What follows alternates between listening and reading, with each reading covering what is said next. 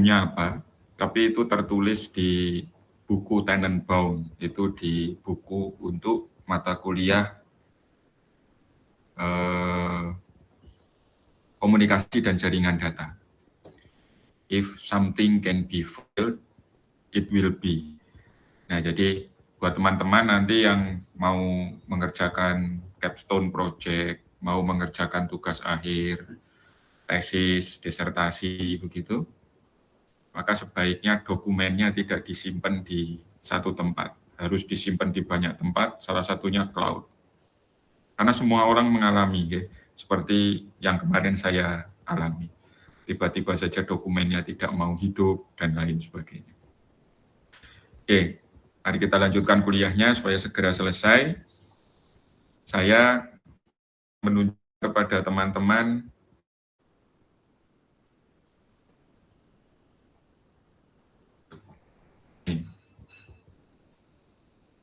ini adalah soal mid semester teman-teman. Soalnya di Google Classroom. Jadi ini Google Classroom teman-teman. Kemudian elektronika dasar, Classroom. Nah, ini dokumennya. Oke, itu dokumennya bisa dilihat. Nah, dokumennya seperti ini. Nah, yang pertama teman-teman perlu membuat adalah satu, teman harus bisa membuat gambar seperti ini. Ini adalah karakter dari transistor. Teman-teman perlu melihat bahwa di sumbu yang X, sumbu yang mendatar, ini adalah tegangan V ke E. Okay.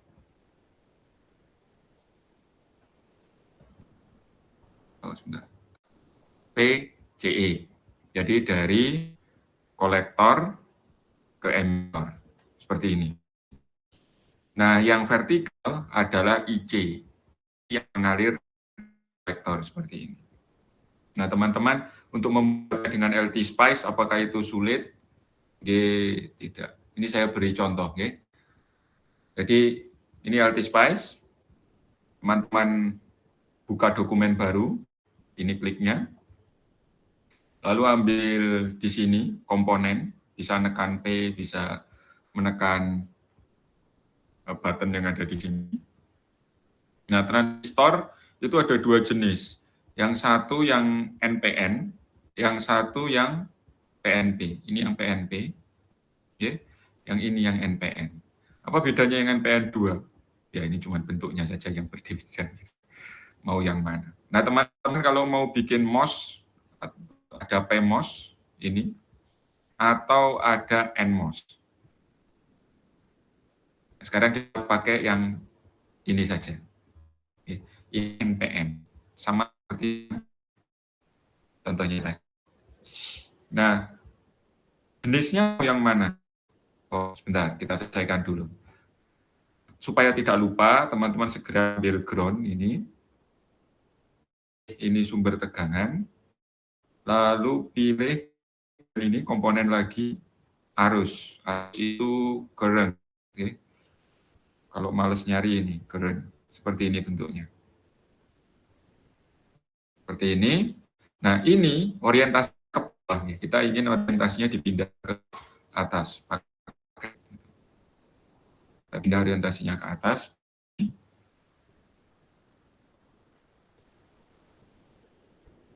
Nah, setelah itu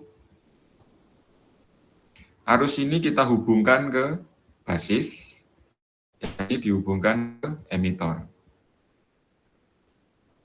Ini.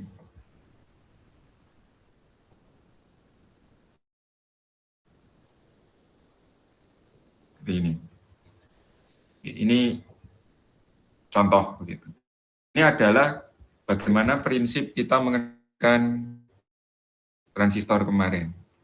Kalau diberi sumber arus, maka bagian kolektor ini ada outputnya. Teman-teman coba lihat ini. yang ke arah ini adalah kolektor to emitter, atau kalau lihat di Delta ya bagian yang ini kolektor, ini emitter. Nah,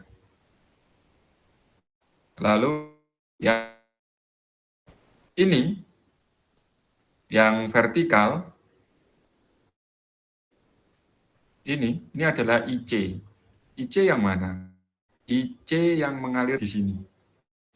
Ini arus kolektor. Nah, bagaimana mendapatkan IC? Kemarin teman-teman melihat bahwa IC sama beta kali I. Arus yang mengalir ke sini itu sama dengan arus yang mengalir ke situ. Nah, ini I1. Untuk dapat melakukan analisis seperti ini, maka teman-teman tekan tombol ini. Ini namanya configure analysis, akan keluar tulisannya configure analysis atau tekan tombol A di situ. Lalu teman-teman pilih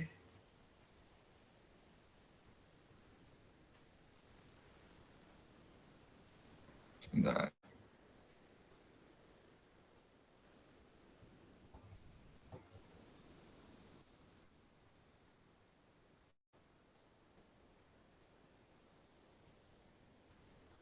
Lalu teman pilih DC sweep. Nah, bagaimana mengkonfigurasikannya? Sumber yang pertama itu ini, V1. Jadi teman-teman tulis saja V1. Nah, di sini teman-teman bisa milih cara teman-teman menggesernya, variabelnya itu mau linear, oktav. Oktav berarti okto 8 ya, oktopus kan 8 kakinya. Nah, itu lompatnya setiap 8-8, decade 10-10. List ya teman-teman menentukan nanti angkanya mau berapa. Kita pakai linear saja. Linear ini menyapunya mulai dari angka berapa? Misalnya saya bikin angka 0. Angka terakhirnya bagaimana cara menentukannya? Oke, mari kita lihat saja dari sini. Kita akan coba menggunakan transistor 2N3904. 2N3 datasheet gimana?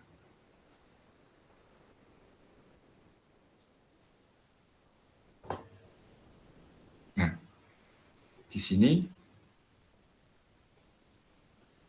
teman-teman bisa melihat bahwa tegangan VCE maksimumnya itu 40 volt. Arus maksimumnya itu 200 mA. IC-nya. IC maksimumnya 200 mA. Nah, sekarang ini karena tegangan yang ada di VCE, ya setinggi-tingginya 40 kan ya? Ya, saya tulis saja 40. Nah, increment-nya nanti angkanya akan berubah berapa? Misalnya 10-10 gitu ya. Atau ya 55. Terserah teman-teman saja. Tulis saja begitu. Satu-satu boleh? Satu-satu ya boleh. Oke. Terus second source. Nah, second source-nya itu yang I1. Teman-teman tulis di sini I1, linear juga, start value-nya. Coba-coba ya. Tapi saya akan masukkan angka yang kecil, misalnya 5 mikroampere. Karena arus di basis itu kecil-kecil. Stop value-nya sampai berapa? Misalnya 100 mikroampere. Lompatnya mau berapa-berapa? Misalnya 10 mikroampere. Saya oke, ini saya letakkan begitu. Lalu ini, di atas V1 kita klik kanan, tuliskan angka 0. Ini juga tuliskan angka 0. Jadi V1 dan I1-nya dimulai dari 0.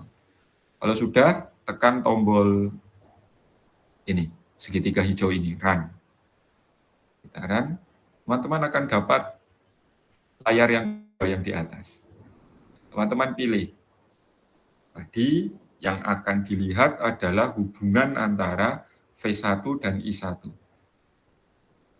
Kita di sini lambangnya berubah ya. Kalau yang warna merah ini menunjukkan tegangan. Kita coba klik saja. Nah, ini artinya VCE, kurva yang ini menunjukkan VCE. Kurva yang ke atas juga VCE. Loh, kenapa begitu? Karena barusan teman-teman ngeklik tegangan di sini, berarti teman-teman akan mendapatkan kurva VCE ini. Kurva mendatarnya ditentukan oleh siapa? Kurva mendatarnya ini ditentukan oleh V1. Karena variabel 1 ditulis V1, ini maka kurva mendatarnya ini menjadi VCE. Begitu.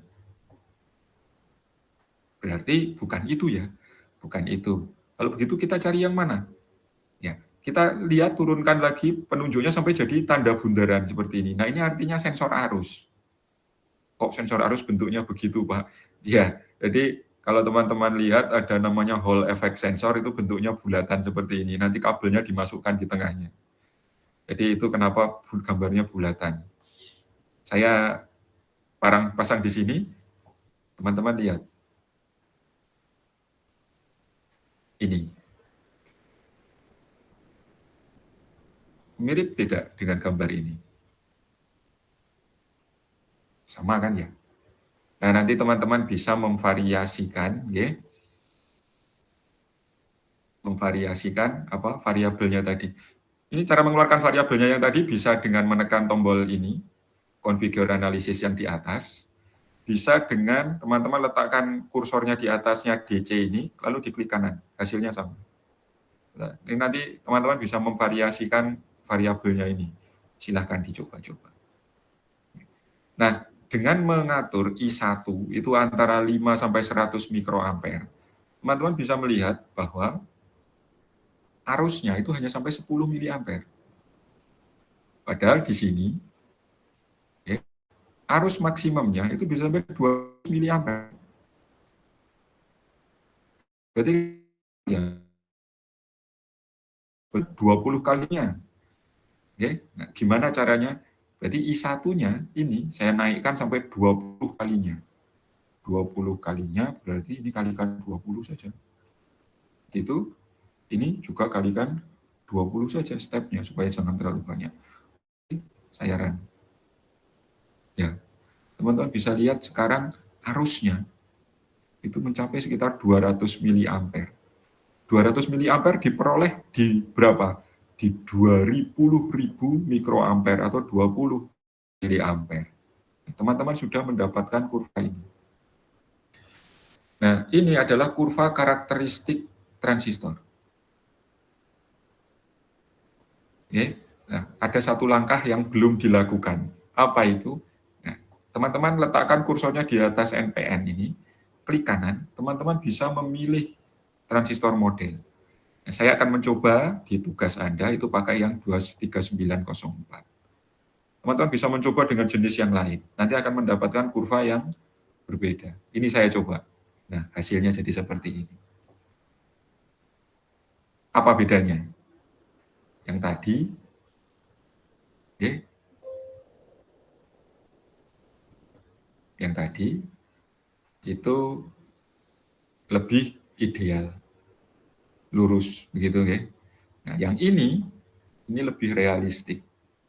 Kalau yang ideal kan lurus begini. Nah, ini lebih realistik. Nah, realistiknya di sini ternyata lebih dari 200 miliampere semua. Berarti ini kelebihan. Kalau kelebihan kita turunkan saja. Ini kelebihan sampai taruhlah sampai 350 miliampere. 200. Berarti ya kira-kira 3/4-nya ya. 0,75 di 0,75-nya 200 itu berapa? 150 lah. Taruhlah begitu. 150.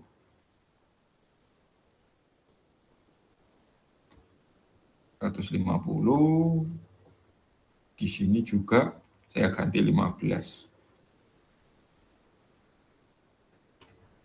Ini. Oke, kita coba running.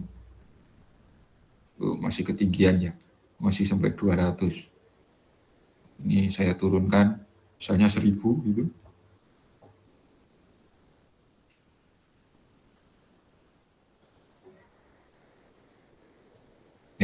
kira-kira segini. Oke, jadi di 1000 mikroampere atau 1 miliampere, nanti Anda mendapatkan kira-kira hampir 100 miliampere. Nah, ini adalah kurva karakter dari 2N3904. Bagaimana dengan 2N2222? Ternyata lebih kecil.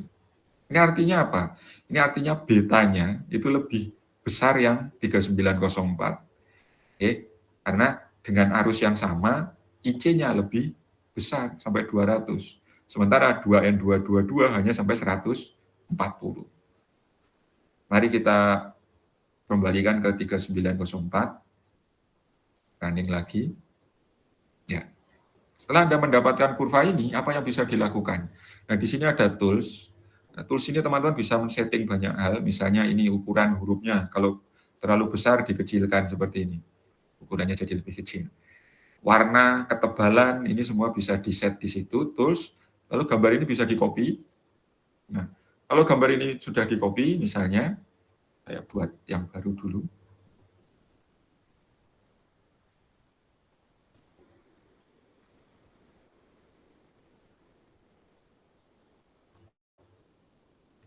Nah, seperti ini.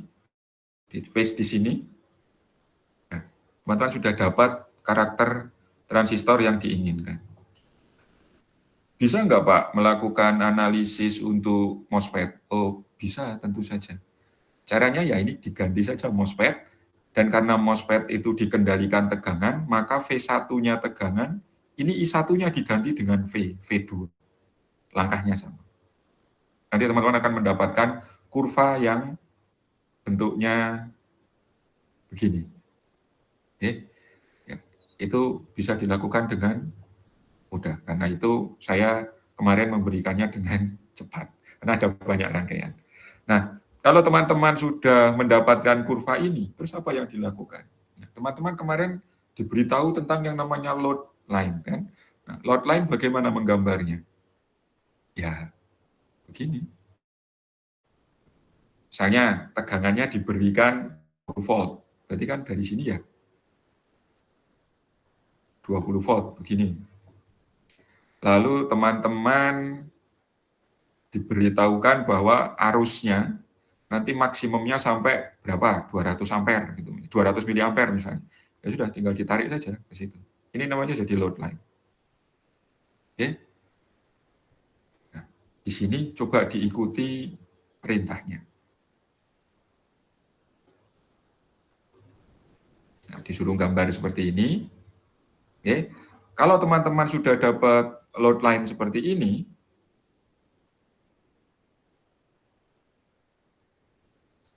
sudah dapat load line seperti ini, kemudian misalnya ditarik garis begini, gitu. Terus disuruh menentukan titik Q di sebuah titik tertentu, misalnya di sini, gitu ya. Q-nya di situ. Teman-teman tarik ke bawah, ini akan ketemu VCE yang diinginkan pada saat diam, dan E yang diinginkan saat diam. Nah, dengan menetapkan VCE dan IC, teman-teman menentukan parameter R1, R2, RC, RE. Caranya bagaimana? Ya dihitung. Pakai rumus yang mana? Kemarin semua rumusnya sudah diberikan. Cari yang gambarnya seperti ini. Kalau teman-teman ikuti langkah untuk menghitung R1, R2, RC, dan RE. Oke. Di sini teman-teman nilai C-nya sudah saya isikan. Nanti teman-teman tinggal mengikuti saja. Begitu. Nah, kalau sudah teman-teman menentukan R1, R2, RC, RE, sehingga titik Quiescent-nya itu ketemu di titik ini, apa yang harus dilakukan? Nah, teman-teman isikan ke dalam LT-Spice. Ini supaya cepat.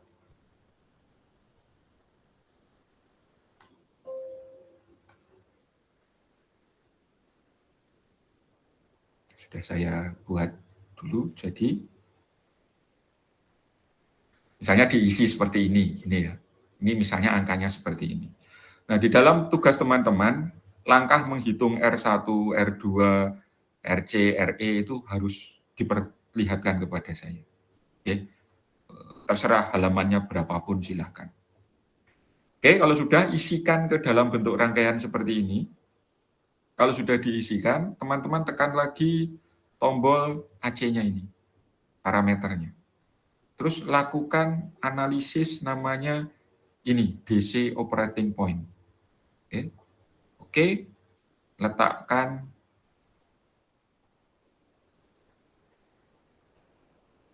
itu, sudah running. Hasilnya sudah bisa didapat di sini. IC-nya berapa, IB-nya berapa, begitu ya. Atau teman-teman bisa melihatnya di sini. Klik view, lalu SPICE output log. Nah, ini. Sayangnya kecil ya. Nanti teman-teman perbesar sendiri. Oh, maaf, suaranya hilang ya?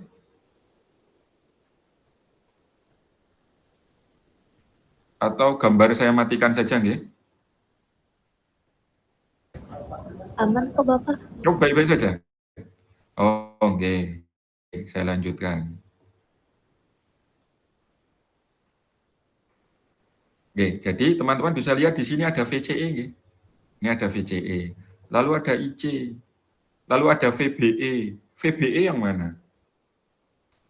Kalau VBE itu ini, tegangan di antara ini basis dan emitor. Ini VBE yang ini. Kalau VBC, basis dan kolektor, ini basis, ini kolektor. Kalau VCE, ini kolektor, ini emitor. Jadi tegangan yang ada di sini. Nah, tegangan di VCE itu adalah ini. Nih, tegangan yang di sini. Tadi kan teman-teman membuat ini load line, quiescent point-nya di sini. Nah, sudah pas belum? Nah, ini di-capture, hasil running-nya di-capture, lalu ditunjukkan di dalam tugas. Sudah seperti yang diminta oleh tugasnya atau belum? Saya menunjukkan tugasnya itu di sebelah mananya? Di sebelah ini. If we chosen, the quiescent point is halfway of the load line into, load line-nya di mana? Ini, VCE 12, IC 100. Halfway berarti berapa? Separuhnya 12, separuhnya 150. Tentukan R1, R2, RC, dan RE, sehingga quiescent point-nya ada di 12, ada di 6 dan 50. Running, Anda copy, dapatkan hasilnya. Terus determine the input impedance, output impedance, and gain. Nah, ini ikuti bagian analisis AC.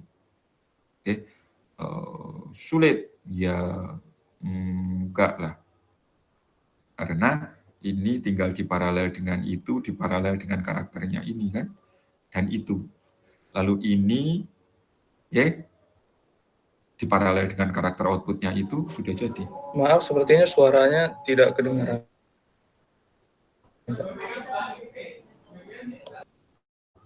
Halo? Ada yang kedengaran, ada yang tidak. Suara saya sempat hilang tadi. Aman, Mas Sazar.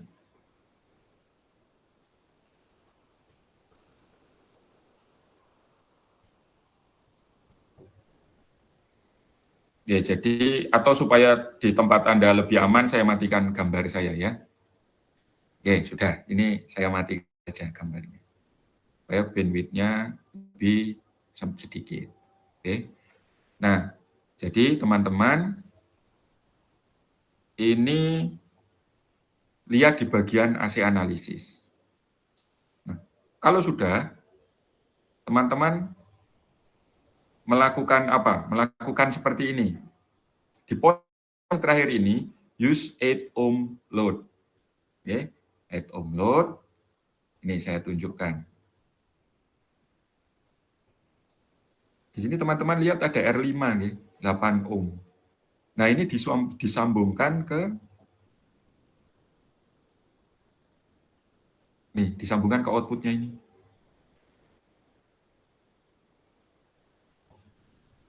Sambungkan ke poin ini, teman-teman. Sambungkan ke ground, begitu. Lalu teman-teman melakukan sebuah proses yang namanya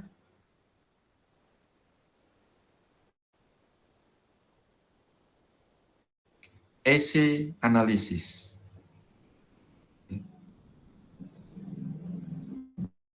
Nah, sebenarnya di dalam buku Anda, itu AC analysis itu namanya prosesnya frekuensi respon analisis. Apa itu frekuensi respon analisis? Mari kita lihat saja. Ini, saya klik ini, lalu saya klik AC analysis. Begitu. Apa saja yang harus diatur? Ini jenisnya teman-teman bisa milih oktav, dekade, linear, atau list. Sama seperti yang tadi ya. Kali ini saya tidak menggunakan linear, tapi saya menggunakan oktav. Untuk alasan apa? Atau dekade. Untuk alasan yang nanti kita lihat. Dalam dekade, nanti jumlah poinnya berapa? Saya minta 100. Start frekuensinya 1, stop frekuensinya misalnya 10 GHz. Ini angka ngawur saja. Nih. Start frekuensi ini nggak bisa 0. Kenapa? Karena 0 Hz itu DC, teman-teman. Jadi, kalau 0 Hz itu DC, kan ini analisis AC, jadi ya bukan itu kan tempatnya ya. Nah, saya pakai 0. Atau kalau teman-teman mau frekuensinya lebih rendah lagi, boleh. Apapun asal jangan 0, ya. Misalnya 0,1 Hz, itu boleh. Oke, kalau sudah diisi seperti ini, saya oke, lalu saya run. Nanti hasilnya seperti ini. Teman-teman yang baru di sini. Lihat, ini namanya frekuensi.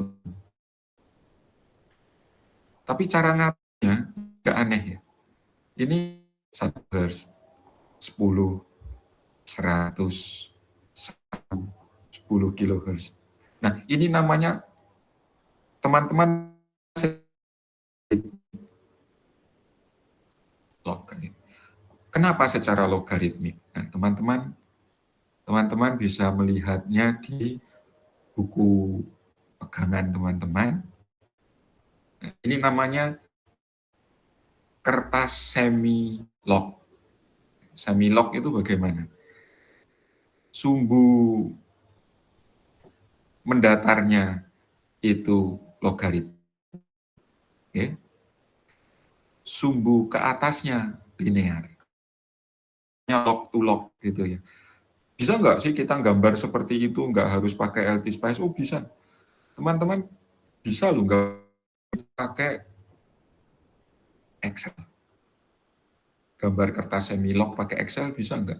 Bisa sekali. Di bagian insert, buat teman-teman yang orang teknik, biasanya nggak pernah bikin grafik pakai yang aneh-aneh, tapi kami bikinnya pakai chart yang seperti ini. Scatter. Okay. Nah, ini nanti sumbunya itu bisa diubah jadi log. Tinggal teman-teman pilih saja. Okay. Nah, kenapa menggunakan log? Teman-teman, sesuatu yang namanya dynamic range atau bidang dinamika. Bidang dinamika itu besar. Sampai angka terkecil yang bisa teman-teman lihat. Maksudnya begini. Kalau teman-teman melihat ini, maka dalam satu kotak ini teman-teman melihat sampai 10 GB.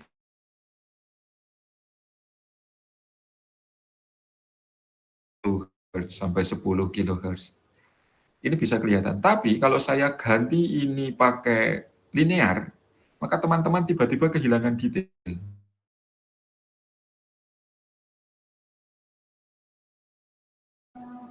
Di sini, ini angkanya tetap dari kecil sampai ke 10 GHz.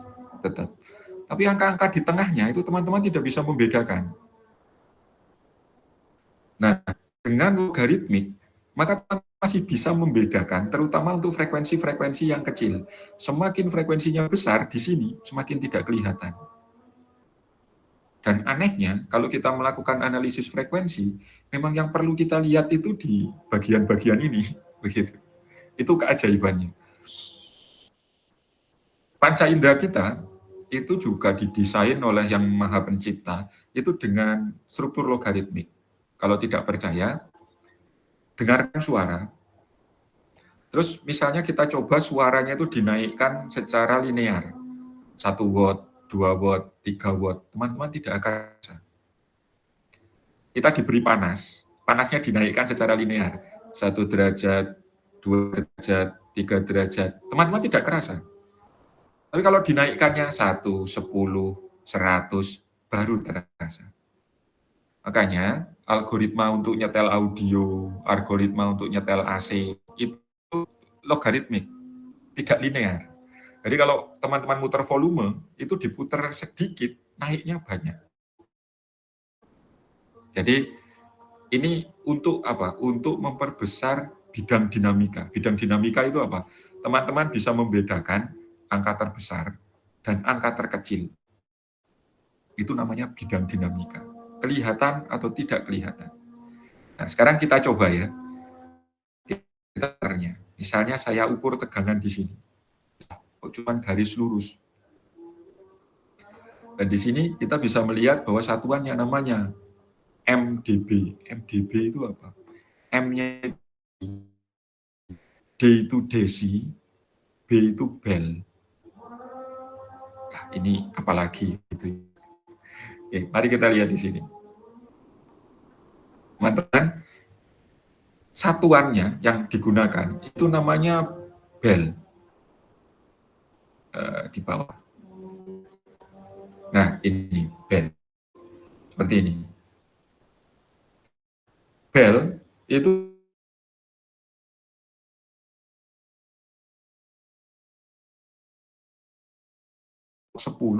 P2, P1. Kenapa harus pakai log? Supaya nanti bisa digambar di kertas semilog seperti ini. Jadi kita harus pakai log. Nah, nanti kita lihat saja supaya teman-teman ini sekarang diterima dulu cara mendapatkannya. Gitu. Tadi 0 dB. 0 dB itu artinya apa? 10 pangkat 0 berapa teman-teman? 1 kan? Nah, artinya ketika 10 pangkat 0 itu 1, artinya output sama dengan input. Saya tunjukkan di sini. Tadi saya ambil data tegangannya dari titik ini kan. Ini adalah titik yang sama dengan titik sumbernya. Berarti kalau di situ, itu di sembarang frekuensi 0 dB, benar kan? Karena ya saya membandingkan antara titik itu dan titik input. Ya titik inputnya itu. Benar ya? Sekarang kalau saya ubah setelah kapasitor, ya kan tidak sama kan? Setelah kapasitor, kemarin kita belajar bahwa kapasitor itu kalau frekuensinya tinggi, hambatannya turun. Artinya di sini yang boleh mengalir adalah yang frekuensinya tinggi. Frekuensinya semakin tinggi ke sana. Oh, sebentar. Frekuensinya semakin tinggi ke sana, maka sinyalnya semakin gede. Benar kan? Ya, itu gambarnya seperti itu. Nah, yang ini apa, Pak? Ini adalah fase. Oke. Kemarin teorinya, kapasitor itu arusnya duluan 90 derajat. Oke, arusnya duluan 90 derajat. Ya ini benar, arusnya 90 derajat. Maka tegangannya jadinya karena ini arus dikalikan tegangan di sini, ya jadi duluan 90 derajat. Kira-kira begitu ceritanya. Jadi ini ketika sudah sampai di sana frekuensi tinggi, maka sudutnya kembali satu fase, tidak digeser lagi. Ya, jadi seperti itu. Nah, yang akan kita cari yang mana? Di sisi output. Outputnya yang mana? Outputnya yang di sini kan? Yang di setelah AC di R, resistor, itu outputnya. Ini nanti teman-teman kalau bikin amplifier, ya ini nyambung ke microcontroller teman-teman. Kalau ini nyambung ke speaker, ya ini speaker teman-teman. Kalau ini nyambung ke motor, bisa Pak, motor dikendalikan pakai amplifier, bisa. Motor DC pakai amplifier, bisa. Oke. Nah, di sini ini outputnya. Kalau outputnya bentuknya seperti apa? Seperti ini. Nah, teman-teman bisa melihat, ini adalah perilaku amplifier teman-teman. Oke. Jadi, ini 0 dB-nya.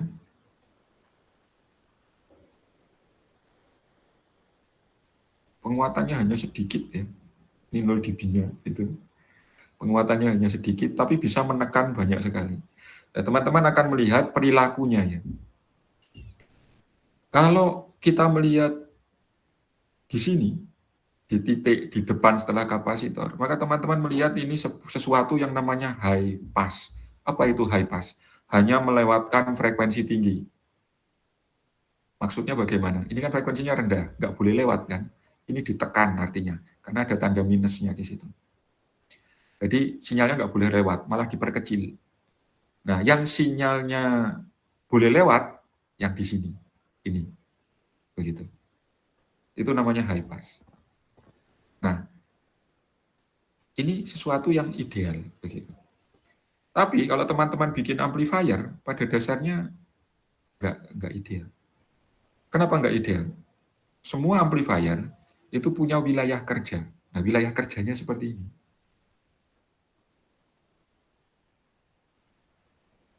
Dia hanya bisa memperkuat dari frekuensi tertentu sampai frekuensi tertentu.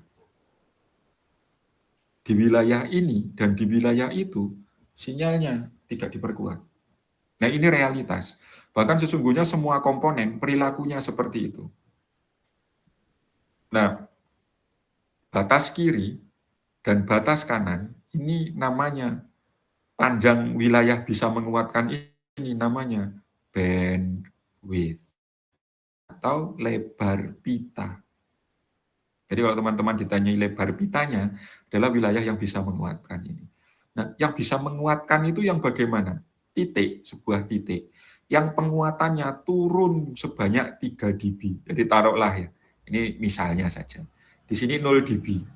Turun 3 dB, berarti di sini ada angka minus 3 dB. Begitu.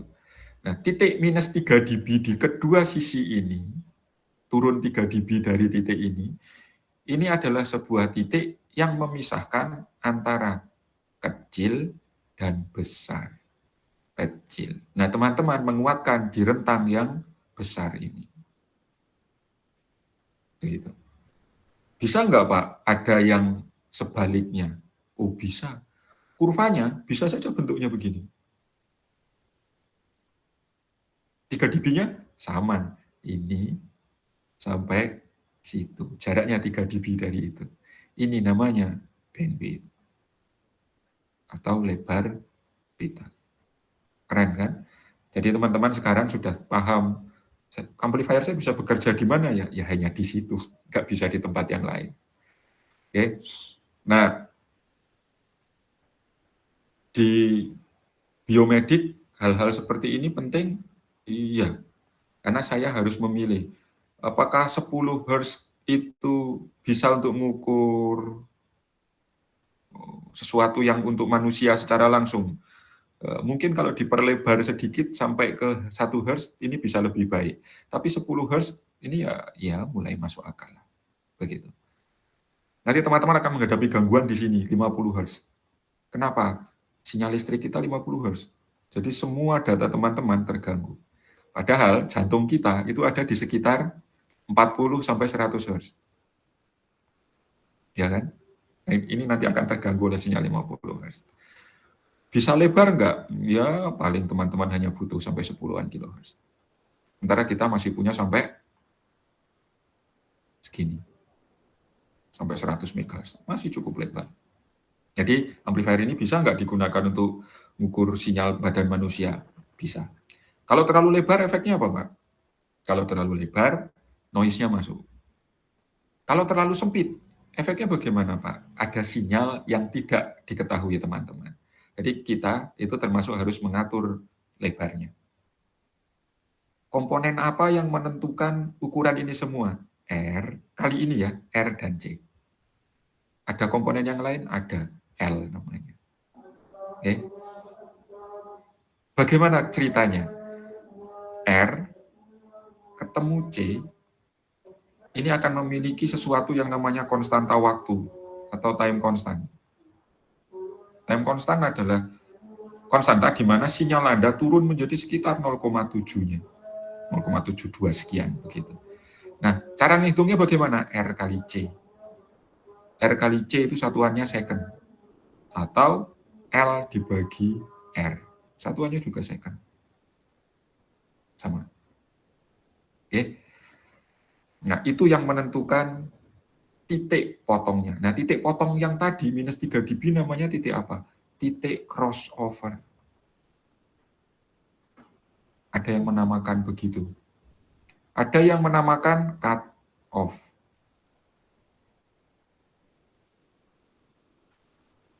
Kok bisa namanya crossover atau cut off? Definisinya bagaimana? Definisinya adalah titik yang penguatannya turun sebanyak minus 3 dB.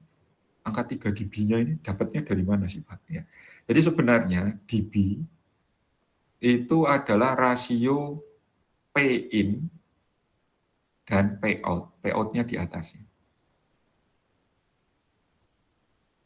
Nah, P ya. P itu sama dengan apa? V kuadrat per R atau I kuadrat R. Oke, itu P. Nah, supaya kalau dijadikan log, ini artinya log 10 P out, P out dibagi P in. Satuannya apa? Bel. Nah, tapi karena satuan bel ini terlalu besar, biasanya menggunakan satuan desi, 1/10-nya. Berarti di sini dikalikan 10 desi bel. Kan begitu ya. Nah, itu untuk power. Bagaimana dengan kalau untuk tegangan? Nah, tegangan itu relasinya kuadrat. Karena kuadrat dilogkan, maka angka 2-nya turun di depannya. Jadi kalau teman-teman menyatakan bel dalam tegangan, maka dalam desibel, maka tegangannya jadi 20 log.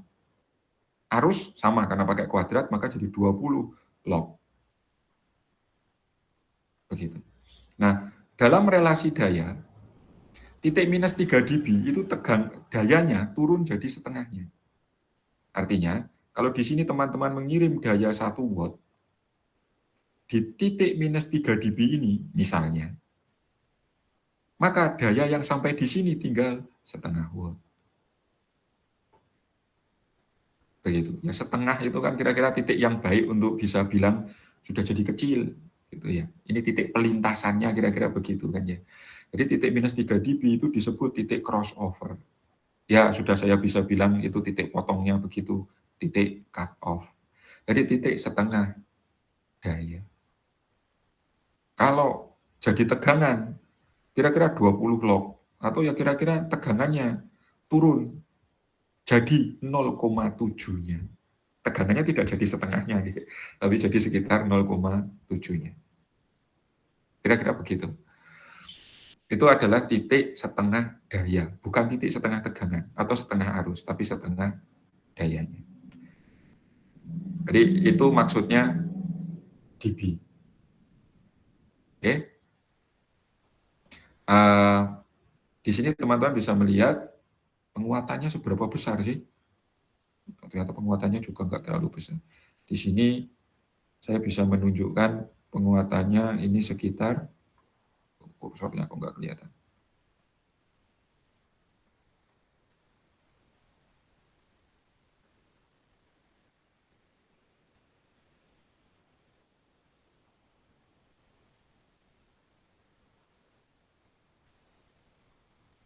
Kursor.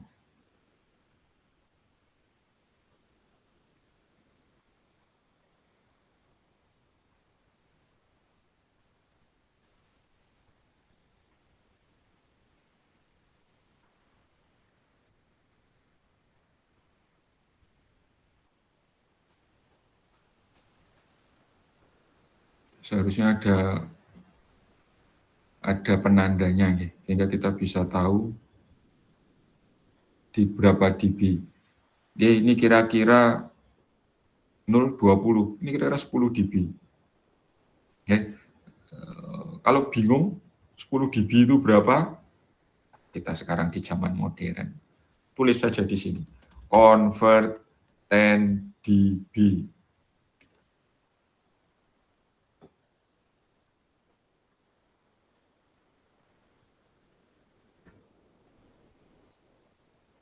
Volt, kalau power 10 dB 10. Kalau voltage 3,162. Beda kan? Karena yang ini 20 log. Oke. Tapi itu kalau dB watt. Apa bedanya dBW dan dB volt? W itu watt, okay. Kalau V itu volt. Jadi angka di belakangnya akan jadi berapa? Penguatannya hanya 3 kali.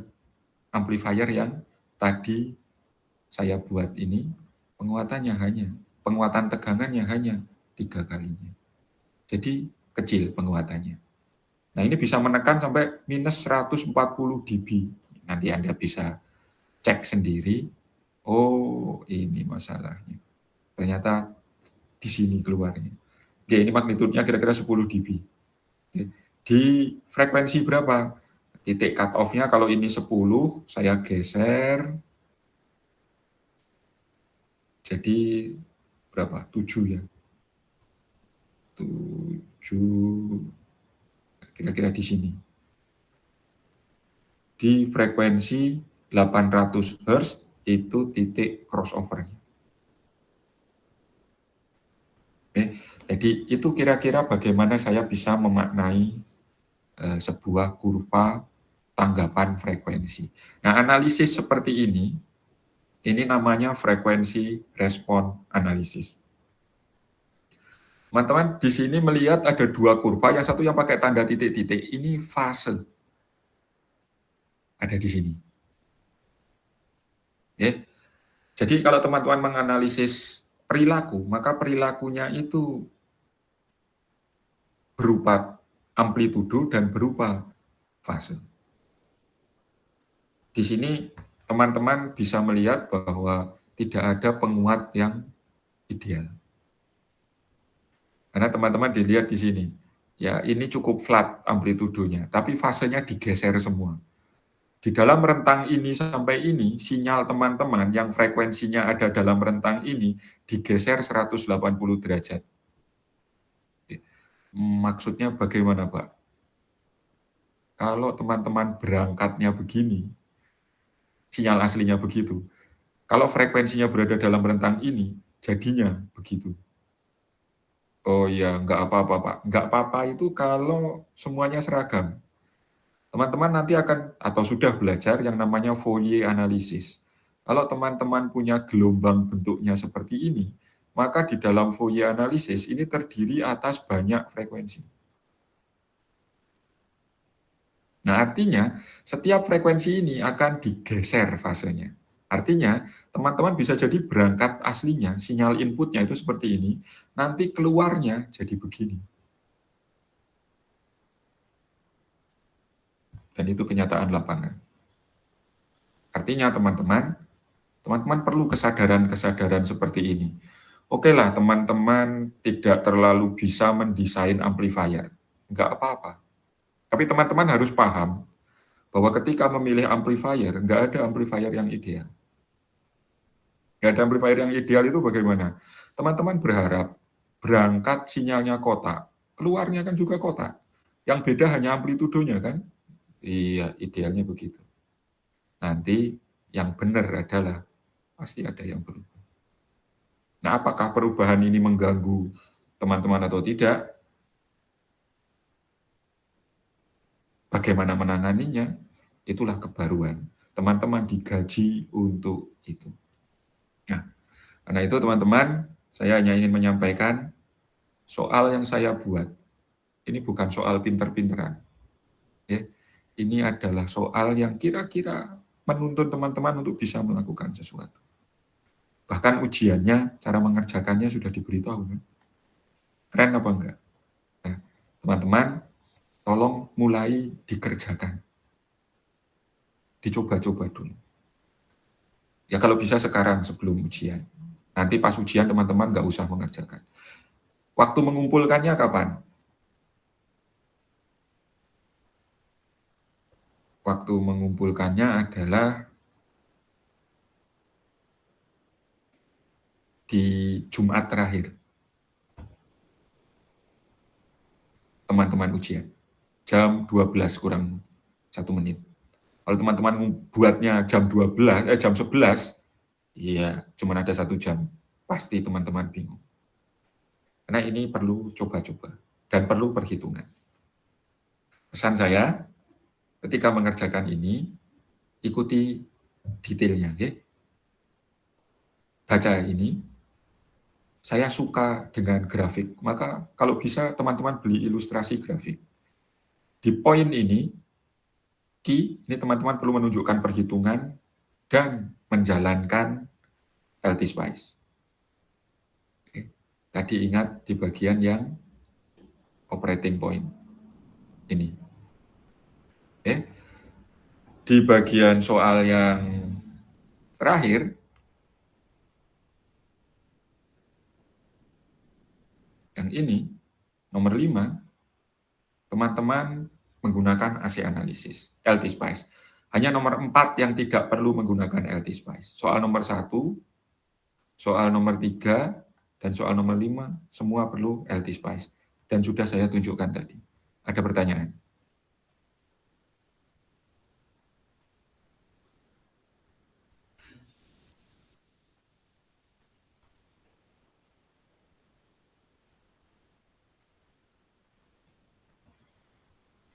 Sudah 57 orang. Jelas semuanya? Oke, itu proyeknya, cara mengumpulkannya. Teman-teman perlu ke kampus untuk tanda tangan? Tidak perlu. Dikumpulkan saja di situ, waktunya sudah sangat longgar.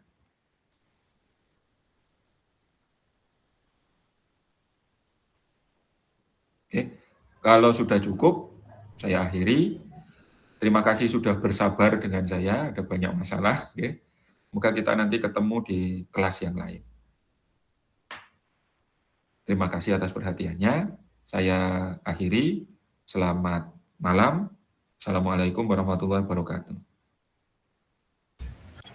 Waalaikumsalam. Terima kasih banyak. Terima kasih Bapak. Terima kasih.